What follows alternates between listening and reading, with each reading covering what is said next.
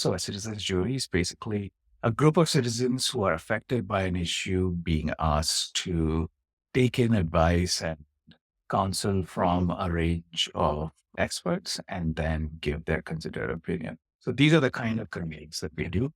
And actually the origins of this seminar are in the citizens jury process because been doing lots of juries that are, let's say, farmer or climate or environment centric topics. But one romantic idea was what would a jury look like if it did not have just human beings in it, but other species as well. So imagine a multi-species jury. Let's say that you want to create a better city for home. If you want beings that are benefited by your flourishing city to include non-human beings, then maybe you also want to ask non-human beings what that better city would look like. So what would multi-species jury, let's say of dogs and human beings, look like if they were being asked to design a better city for themselves? That's a romantic idea out of which a lot of these questions in this seminar arose. My hope is that the community this seminar evokes can actually start making real progress. And the reason I'm saying that is because technology has come to an extent that a multi-species jury is not thought experiment. It can actually become real. Some of you might have heard of the SETI project, the Cetacean Intelligence Project. There's also the Earth Species Project. So there are people who are trying to use machine learning and AI to understand, maybe even communicate with other species. So why not create spaces for multiple species? These are the kind of things that are possible today. I really hope that this seminar helps us get there. With that thought, I'm going to hand it over to Sartaj and Amshuman to say, what are the kind of things that you would like to get out of this seminar? Design is new for me. When I think of design, it's not just the design of things, but also processes. How do you design an education system, for instance, or an economy? We are limited in design by what we are aware of. Like the example that I had given in the introduction sent out was that the population of house sparrows declined because the modern houses aren't designed for house sparrows to nest. House sparrows would nest in spaces above the rafters or in the gaps in the walls. And modern houses don't have that. We can only design for things that we know of. The big problem comes when we don't know the things we do not know about. I'm hoping this seminar will shed light on some of those unknown unknowns for me. Having worked on the readings with Rajesh and curated the syllabus, I'm sure for many of you, there will be many things that you will find out that you did not know that you did not know. And I think that is what I'm looking forward to.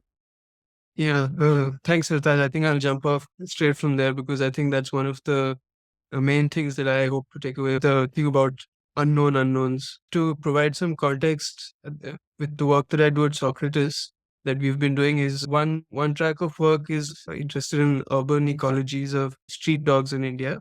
Another one, Rajesh spoke about citizens juries. We recently did one of those in Odisha, working with a community who live in the mangrove forested region of Bhitarkanika, and we're working to untangle the complexity of human and crocodile and mangrove interface in that region.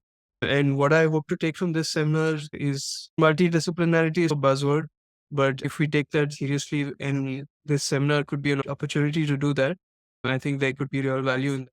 Yeah, thank you. Thank you, Sartaj and Anshuman, for sharing.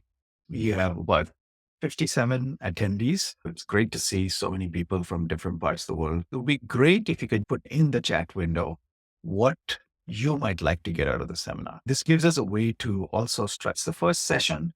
We are doing it for the first time. We are hoping to build a community. So if you have some thoughts on the things that interest you, questions that you would like to probe, the kind of questions that you think that the tools this seminar provides or could provide might help you with, please add that to the chat window. I think that'll give us some good inputs on how to structure the seminar. Both Sartaj and Anshuman mentioned figuring out what you didn't know that you didn't know. Uh, I have to say that phrase immediately recalls to me a rather infamous person, Donald Rumsfeld. Most of you who are in this seminar probably don't know who Donald Rumsfeld was. He was George W. Bush's defense secretary and uh, one of the people responsible for the criminal war in Iraq. He famously said that there are three kinds of unknowns, or three kinds of knowns. There's the known, there's the known unknown, and then there is the unknown. Without paying homage to Donald Rumsfeld, we can maybe acknowledge that the unknown is a good thing for us to find out. Please do share your hopes and expectations from the seminar in the chat window.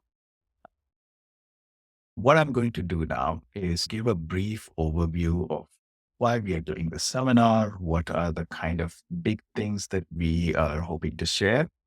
I'm going to give it from my perspective, but I would invite Sataj and Anshuman to add anything if I'm missing. So the overview of the seminar will be in three stages. The first is why the seminar and what are the big ideas that we want to get out of it. Then an overview of the topics that we're going to be covering over the next few months. Finally, I'll start with why we're doing it as a synthetic exercise, imagining a made-up city called Shaktiville. And then I'll hand it over to Sataj to give us a glimpse of the kind of creative exercise that we're going to be doing in the seminar. So that's really what the rest of today's session looks like. We really want to stick to the time schedule. At some point, if I'm running over, I hope, Sataj, you can tell me that I'm going over. So first of all, what are the big ideas that we want in this seminar? I want to start from the biggest, I think, maybe skill or point of view. I'm going to call it a synthetic philosophy.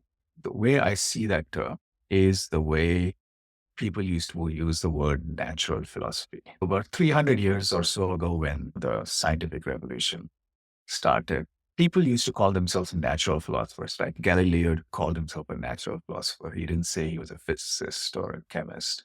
That kind of division between philosophy and the sciences didn't exist.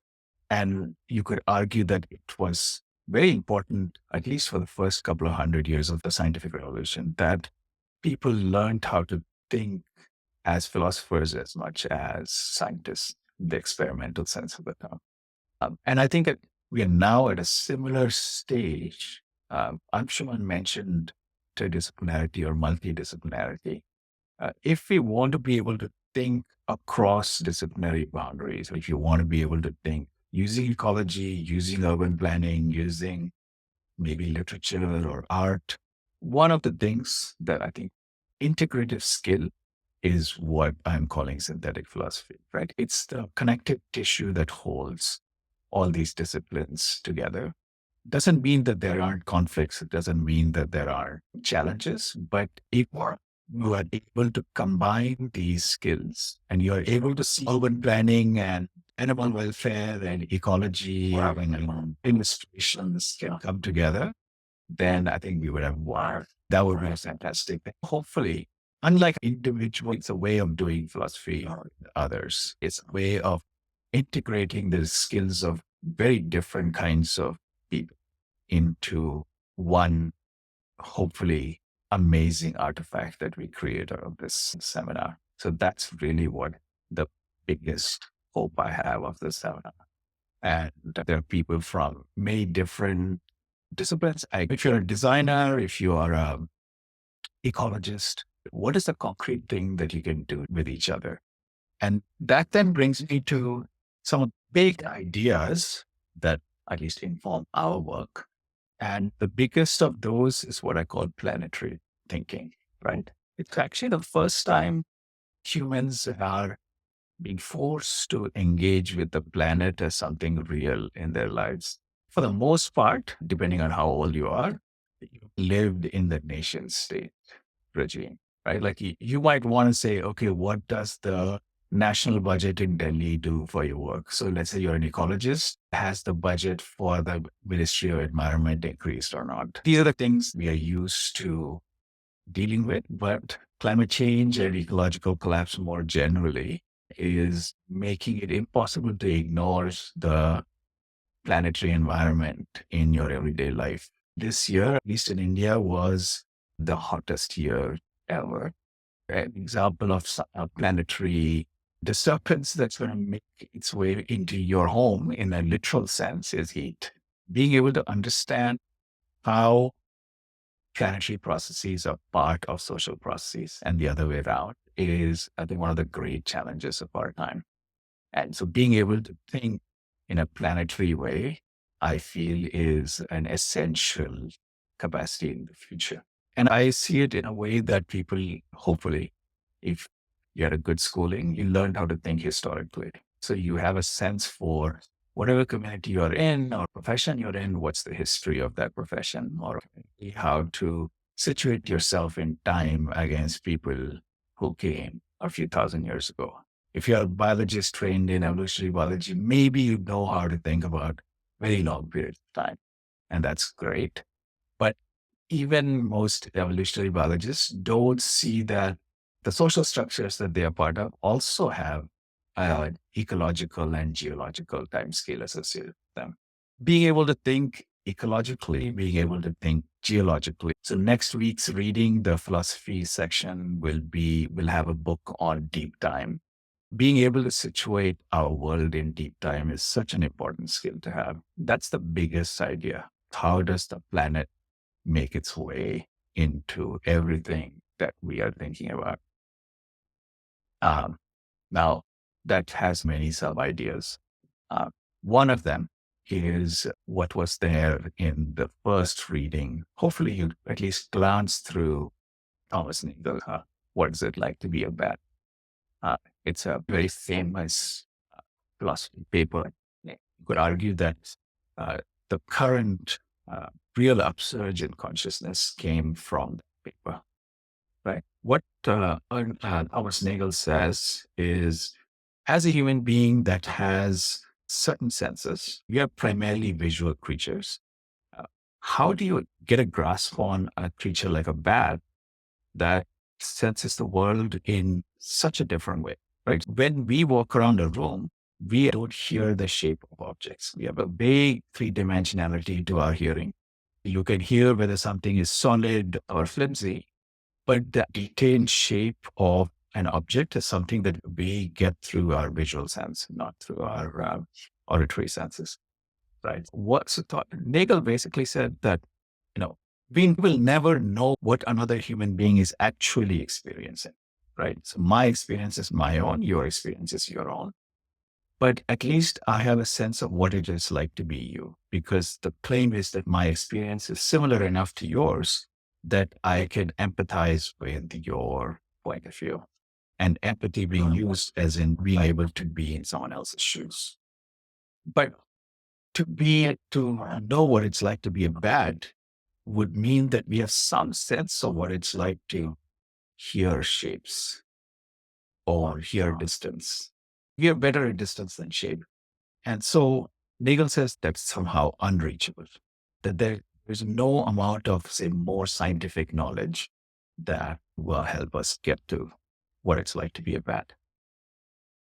And perhaps today, with the technologies that we are creating, we might be able to answer Nagel's question affirmatively, right? So the SETI project seems to think that we can communicate with whales, but you might say that you can't communicate to some entity whose world you can't grasp, right? So if I use the word, I'm standing in front of your house, and you don't even know what a house is and what in front is and what standing is, then what am I communicating, right? If I were to tell a whale, I'm standing in front of your house, whales don't have houses, whales don't stand, and whales are in a 3D environment where front and back aren't as important as they are to us, right? How do you communicate to an entity whose world and whose conceptual distinctions are very different from ours? These are the kind of questions that any kind of planetary thinker has to grapple with, because a basic fact of life on this planet is that we share it with creatures who are very different from us. Is it even possible? Thomas Nagel thinks that it's not possible, or at least that there are some serious challenges. Google has given $20 million to somebody who thinks that they can make it happen.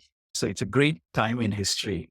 It's a terrible time in history in some other ways, but it's a great time in history when we can actually inquire seriously. Can we know what it's like to be a whale? Forget whale. Can you know what it's like to be a tree? There are people who now are seriously investigating intelligence in plants. How does this combination of technology, of species intelligence, uh, all of this come together? That's a big question. And I think that should inform how we think through the seminar. Okay, so that's the second big idea I wanted to share. The third big idea builds on the second, which is that perhaps the way to do it, and I again mentioned machine learning, AI, difference between cognitive science or neuroscience and AI is that neuroscience studies the brain as an object and studies it scientifically, but AI uh, studies intelligence by trying to create intelligent objects. ChatGPT is, in a sense, AI's response to what it is like to be intelligent, which is different from how neuroscientists would do it. Uh, you could argue that the two are complementary views of looking at intelligence. So, nevertheless, I think the great insight, and we are all now living in a world where computing is transforming our lives. One learning from all of that is maybe creating artifacts, whether intelligent or not, is one way to study the planet that we're in.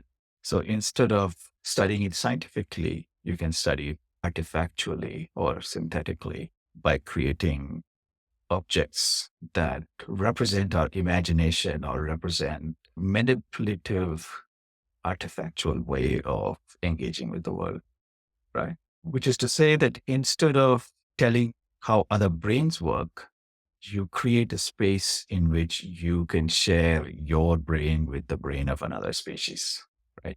So to speak, if there's a room in which you can communicate with another species, then that is at some level answering the question of how does that species brain work? Because you're able to communicate with that brain. So in some sense, it's saying that AI has a theory of how intelligence works that might be useful for us to build upon. That's the second big idea that I wanted to share. And there is a third, again, it's something that I've been saying, which is we are trying to create spaces. Shared spaces are the one thing that we and bacteria and trees and whales and every other creature, we are all embedded in space. And so spatiality is something that we bring to all our experience, right? If I say to you, I'm standing in front of your house, it automatically uses our spatial skills, right? We are creatures with a front and back. Biologically, the front back axis is a salient one. Therefore, our linguistic devices also use those distinctions. Front and back make sense to us. But there are other languages where distinctions different from English or various Indian languages are made. Nevertheless, they're all spatial distinctions. How do we bring spatiality to everything we're thinking through in this seminar? It is an important thing. That's why we are trying to create a mythical city, which is a kind of spatial artifact. I'll come to that in the third part of this. So this is the first set of things that this seminar is about, right? Keep these big ideas in mind as you do your readings. Sataj has shared a thought experiment. You are being relocated to an island, 5 square kilometers, and you have to ask how you're going to create a life for yourself in this new place. So suppose that you want to create an Edenic island, then you would be able to bring the readings on anthropology, on ecology, on architecture to bear on that kind of question. So that's our hope, is that The readings, the lectures will help us be more precise, more enrich our imagination in ways that make this artifactual exercise better. Okay. So what are the topics that we're going to cover? It's impossible in 2 lectures to cover things that thousands of people have investigated for thousands of years. So you might want to ask, what's the point of giving 2 lectures on ecology or 2 lectures on cognitive science or anthropology? Our goal is not to give you some detailed overview of these topics. That would be both foolish and impossible. Right? So I just learned a term not too long ago, only because I haven't read Winnie the Pooh. Right? It's called the Heffalump is a mythical creature in Winnie the Pooh who is never seen but has a vague shape. I feel like what we're going to do with the philosophy, anthropology, ecology, cognitive science, these are the themes that we're going to cover over the next few months, is the Heffalump way, right? So it's not like you're going to learn the detail. You're not going to be able to tell, is the Heffalump a camel or a lion or an elephant? We don't know. But you know that there is a creature out there and it has some shape. And that's really what I'm hoping we get out of the 4 or 5 topics that we're going to cover. That you know that there is some material related to anthropology that might actually be useful to you as an ecologist. Or if you are an urban planner, the material on ecology or on cognition gives you a way to say, here is how I need to think about other creatures in our urban spaces. And I need to be able to design for them. So if we can get to the Heffalump stage, great. If it stays in clarity, then we have failed. The 2 lectures on anthropology, 2 lectures on cognitive science, and 2 lectures on ecology are the disciplinary inputs that this seminar will be dealing with. Those disciplines will inform the Shaktiville building that you're going to be doing. Those are the 3 disciplines we are going to cover.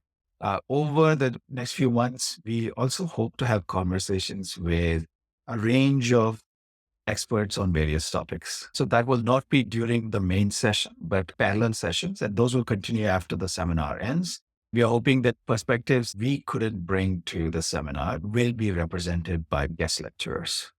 Besides these 3 disciplinary inputs, we do have 2 other topics. We have 2 sessions on speculative design, one more architecture oriented by a guest lecturer, and one by more speculative design oriented. You've already seen a glimpse of that in the reading that many of you registered for the seminar after that reading was sent out, but there's a reading from a book called Speculative Everything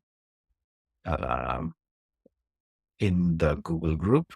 We should be able to put it into a shared folder that you can get access to. Speculative design is one of the topics that we hope to give you a glimpse of. And finally, there is philosophy. The first reading from this past week, which is Thomas Nagel on what it's like to be a bat, already gave you hopefully a glimpse of the way that philosophy can help you think through these questions. So that's the broad idea. So 2 lectures on tour. Let's say 2 sessions on philosophy, 2 sessions on design, 2 sessions on which give you the how, the methods that we'll be bringing. Then there's the what end of things. The 3 what disciplines are ecology, cognitive science, and anthropology, broadly speaking. Each will be accompanied by readings. We don't want you to have huge amounts of reading, but let's say 20 pages. Hopefully that's not too much. So about 20 pages of reading every week on one of these topics. Of course, since they are from books and those books are available, depending on how you consume them, you can either buy them or download them. I don't want to tell you where to download books, but we all know where to download books, right? Those readings will give you a glimpse of these topics, and you can, of course, read the entire book or papers and get a deeper introduction. So that's really what the content of the seminar is going to be. So the final thing is, what is it that we are hoping to create? And so what is Shaktiville? There's a little bit of a story behind it. There's a small community in Shantinagar in Bangalore called Shakti Vale. It's a Tamil migrant community, about 300 families or maybe 200 families. Shakti Vale is in some ways a slum, but it's actually a very multi-species space. You go to Shakti Vale and you'll see that there are, of course, goats and chicken and dogs. Monkeys you'll find everywhere in Bangalore. And so Shakti Vale was the inspiration for our multi-species community, which is Shakti Vale. We are imagining Shakti Vale as an alternate Shakti Vale, similar enough to the actual city that it doesn't feel like some intergalactic imagination that will happen thousands of years in the future. But that could happen 5 years from now. There is a discipline within design called near future studies or near future design. It's thinking about things that could happen 5 or 10 years from now rather than zillions of years from now. It's a particularly interesting way to do speculative design because it constrains the design imagination by the actual reality you're in right now, right? And it's only 1 or 2 steps removed from it. The reason why we picked Shaktiville as the ongoing project is because we think that an eclectic group like this, there are ecologists, urban planners, various kinds of social scientists in this seminar, could actually think of a near future multi-species city built on the existing cities we experience right now, but are different enough and different enough in substantial ways. The multi-species imagination is much more real in that in that alternate city. But why cities? I guess that's the big question that I want to ask. For me, cities are the archetype of the Anthropocene. There are many things that you could say characterize the Anthropocene. You might say that carbon in the atmosphere is perhaps the most obvious indicator. Maybe species extinction is another one. There's a famous book by Raj Patel and Jason Moore called The History of World in 7 Cheap Things. So they think chicken bones are an example of the Anthropocene. So we've all have different ideas, but for me, the city is the archetype of the Anthropocene. We live in an urban civilization, and even places that are very far removed from urbanity are still influenced by planetary urbanism. You could be in the Amazon rainforest. We know that there are some horrible fires in the Amazon rainforest. The worry is that might lead to irreversible collapse of the forest. Hopefully not. But those fires are because tracts of the forest are being cleared to make way for soy fields for cattle who then are consumed by primarily urban populations, right? It's basically impossible not to take the city into account wherever in the world you are, whether at the bottom of the ocean or to 10 or 15 miles in the air. If the city is the symbol of the Anthropocene, then I think there's some way to make the city less anthropocentric is a good idea. And so the multi-species city is a way of taking something which is the archetype of human domination over the earth and expand it and see if we can make it more equal. And when I say more equal between multiple species and not just equal within humans. But of course, we know that, and this is true across the board, that anything that improves equality between species will also have to take structural inequalities inside the human world into account as well. And so Shakti Bale is a good example of a place where human inequalities are playing out. These nested inequalities, if you think ecologically, pose some interesting challenges. So what we're hoping to do with this expanded urban imagination is to think of a better world as much for humans as it is for non-humans. And I think that the ongoing exercises will help us think that through. So will maybe hopefully some of the guest lectures that we're going to get. So with that thought, I am going to hand it over to Sartaj for the exercise. Thank you. Just taking on from there, we've thought of doing projects alongside the seminar. Or project is for you. If the seminar is over, it'll be very hard for you to recap all of these thoughts. And if you have some concrete output, uh, it will help recall everything that you've learned.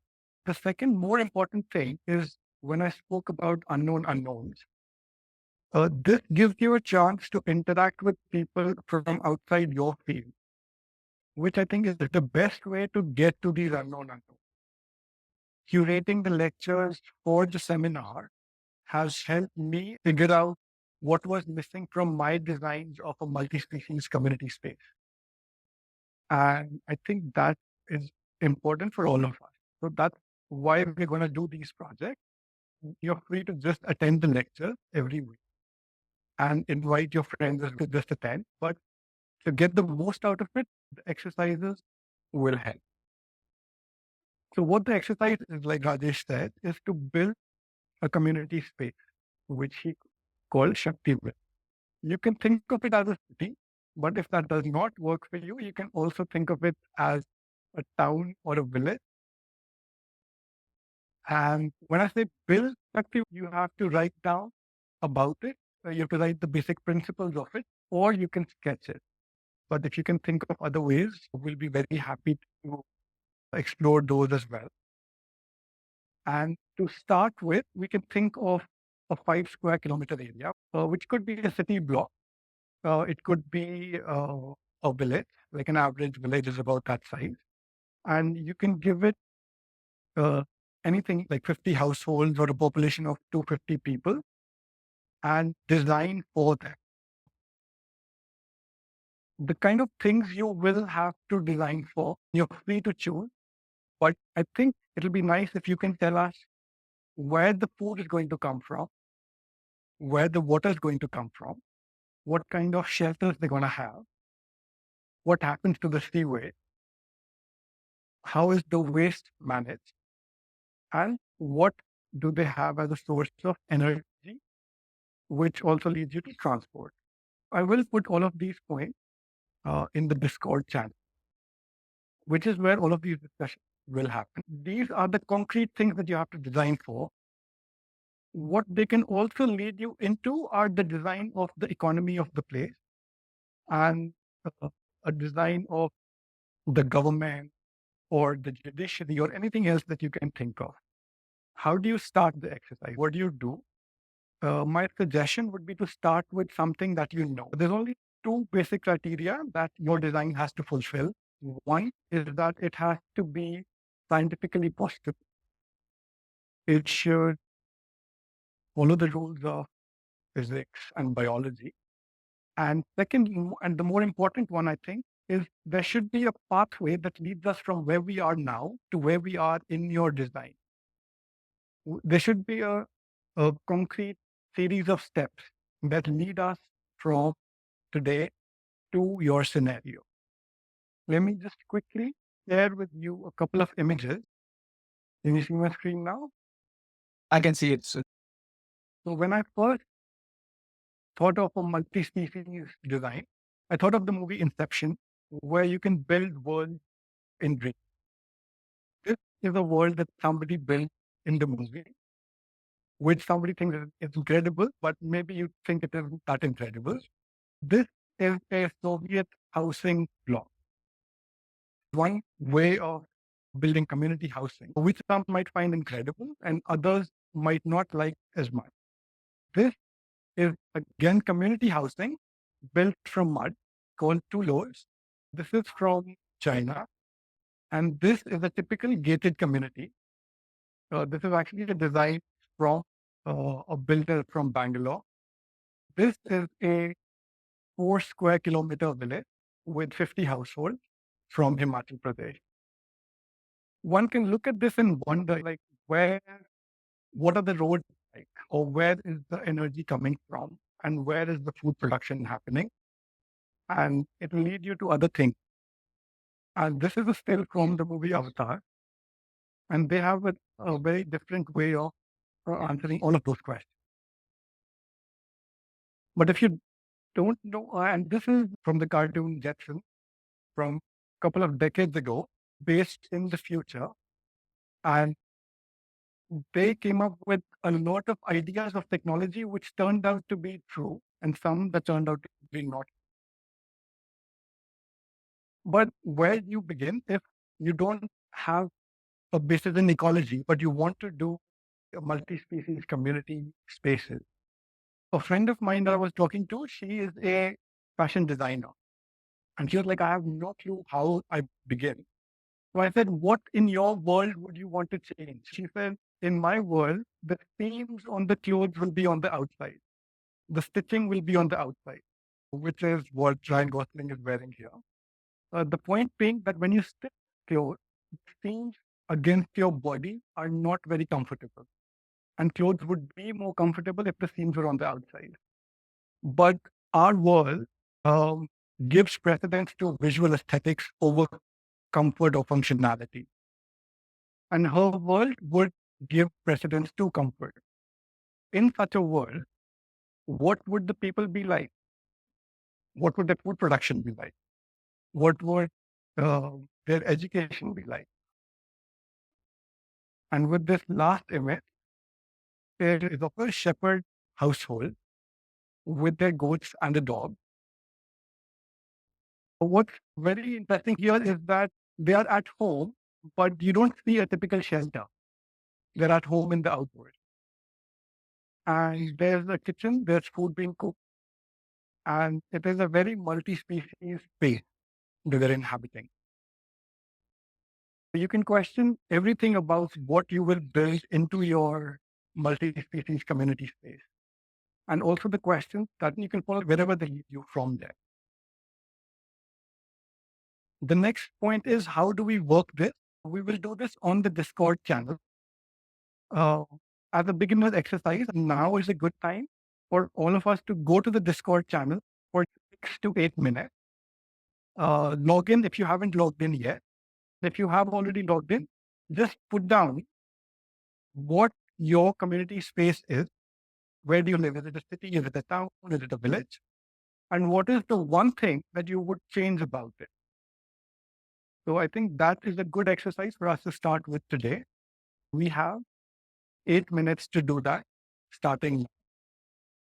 And then you can come back here and we carry on with the question and answer session.